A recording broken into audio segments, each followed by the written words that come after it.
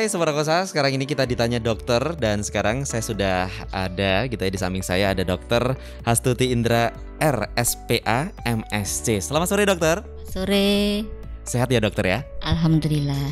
Wah oke. Terus Sobat Kosa, tentunya di masa pandemi seperti ini kita harus yang namanya menjaga kesehatan kita.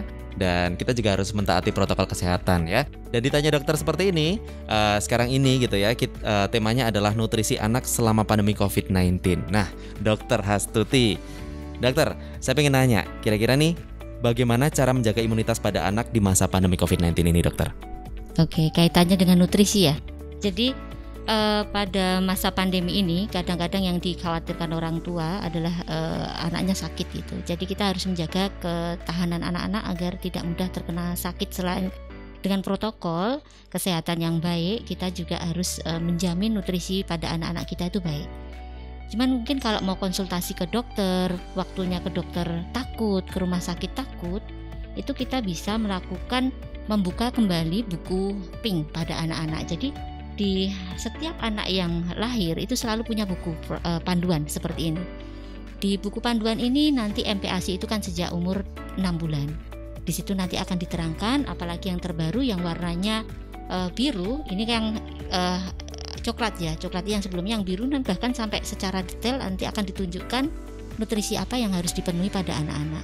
Ya, sesudah umur 6 bulan terutama nanti pada anak-anak di umur 6 bulan kita mulai dengan karbohidrat, protein, sayur-sayuran dikurangi gitu. Nanti sesuai dengan protokol ini mungkin akan lebih detail, termasuk monitoring kenaikan berat badannya bagaimana, panjang badannya bagaimana, panjang badan berat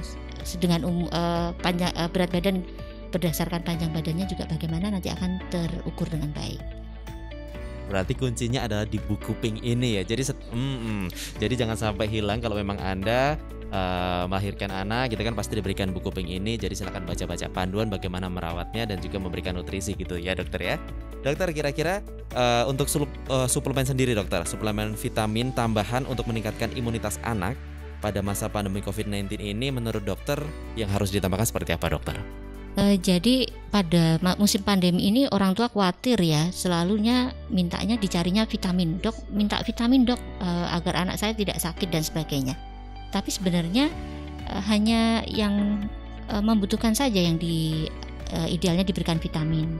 Misalnya pada anak-anak dengan gizi kurang, atau anak-anak yang mengalami anemia defisiensi besi, atau mungkin yang dia kekurangan, sering sakit sehingga disinyalir dia kekurangan vitamin yang lain seperti zinc, vitamin D, mungkin bisa kita berikan tambahan suplemen itu vitamin. Mungkin banyak sekali orang tua yang bingung dokter, gimana sih cara memenuhi nutrisi pada anak apalagi di masa pandemi seperti ini gitu ya. Nah, tips dari dokter sendiri apa nih untuk memenuhi nutrisi pada anak? Jadi di masa pandemi ini yang bisa terjadi double burden sebenarnya. Jadi ada dua kemungkinan kejadian kekurangan gizi atau malah kelebihan gizi. Jadi kekurangan gizi mungkin kaitannya dengan karena pandemi, income dari orang tuanya kurang, sehingga untuk membeli makanan juga kurang, sehingga nutrisi pada anak-anak kurang, anak akan jatuh ke dalam gizi kurang, mikronutrien di dalam tubuhnya juga kurang, sehingga dalam kondisi sakit juga bisa. Pada kondisi yang tersebut mungkin kita harus memfokuskan keluarga untuk memberikan asupan nutrisi yang adekuat. Kurangi membeli yang tidak perlu pada keluarga, rokok, televisi, pulsa, telepon dan sebagainya, sehingga kita lebih fokus ke makanan. Karena kalau gizinya ini semakin tidak baik, gizi kurang, nanti bisa anaknya tambah kurus, kemudian lama-lama karena dia kurus, kebutuhan nutrisinya tidak terpenuhi, lama-lama tinggi badannya pun tidak bisa tercover dengan baik, anak-anak bisa menjadi stunting dan sebagainya.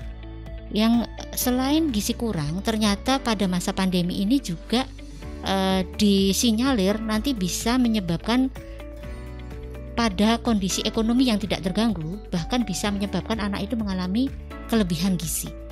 Ya, karena apa? Banyak anak yang berada di rumah, aktivitasnya juga sangat kurang, online sekolahnya, bahkan ada yang tidak memenuhi aturan, harusnya kan hanya 2 jam saja online itu, kita duduk streaming di rumah itu hanya 2 jam, tapi kenyataannya di sekolah, termasuk sekolah anak saya, itu bisa sampai berjam-jam.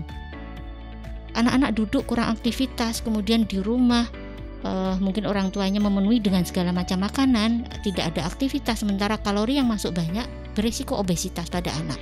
Padahal obesitas ini salah satu komorbid yang bisa menyebabkan keparahan sakit karena COVID disease. Jadi ada 2 PR dokter anak pada masa pandemi, karena kalau nutrisinya kurang baik bisa anak menjadi gizi kurang, kemudian lama-lama sakit, stunting dan sebagainya. Bisa juga anak-anak kelebihan gizi, ya, apalagi sekarang ditambah semua serba online, yaitu jadi semua gampang dengan HP, langsung pesan, yang dipesan semua makanannya bukan makanan yang sehat, semua fast food dan sebagainya, tentu saja bisa berisiko obesitas pada anak kita. Itu yang harus kita jaga.